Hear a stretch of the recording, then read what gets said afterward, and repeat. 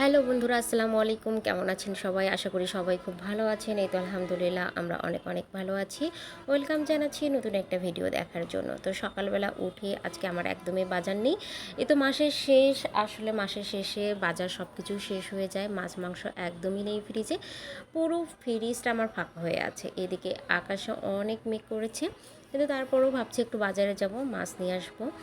একটু অল্প কিছু মাছ নিয়ে আসি, কম দামি তেলাপিয়া মানে যা পাই আর কি, তেলাপিয়া বা বাটা এই জাতীয় কিছু একটা মাছ নিয়ে আসবো। এই জন্য আমি রেডি হলাম, রেডি হয়ে চলে যাব এখন বাজারে। কিন্তু বাইরে এত আকাশটা খারাপ, সকাল থেকেই আকাশটা অনেক খারাপ, মনে হচ্ছে বৃষ্টি হবে। গতদিনেও এরকম ছিলই, আকাশটা এত বেশি খারাপ ছিল, মনে হচ্ছে বৃষ্টি হবে। এই বুঝি বৃষ্টি আসলো, বাট একটু বৃষ্টি আসে না। তো ওই রকম করেই দেখা যায় যে দিনটা চলে যায়। আর প্রচণ্ড গরম, এত গরমে কি করব ভেবে পাচ্ছি না। আর মধ্যবিত্ত সংসারগুলোতে সবসময় এরকমটাই ঘটে যে মাসের শেষ হলে বাজার থাকে না, মাসের শুরুতেও বাজার থাকে না। তো যাই হোক, সব কিছু রেডি করে এইদিকে বের হয়েছি। একটু ঝিরিঝিরি বৃষ্টি ছিল, আর এই যে অটোতে উঠে পড়লাম।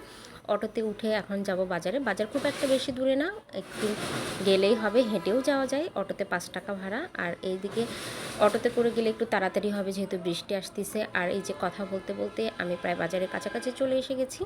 আর বাজারে ঢুকে আমি মাছের বাজারটা চিনতাম না, কোন দিকে মাছ বিক্রি হয়, কারণ সচরাচর আমার বাসার নিচ থেকেই আমি মাছ কেনার চেষ্টা করি।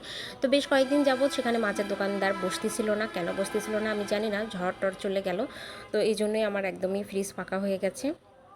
আর এখানে এসে খুব বেশি মাছ ছিল না, তো তেলাপিয়া মাছ ছিল।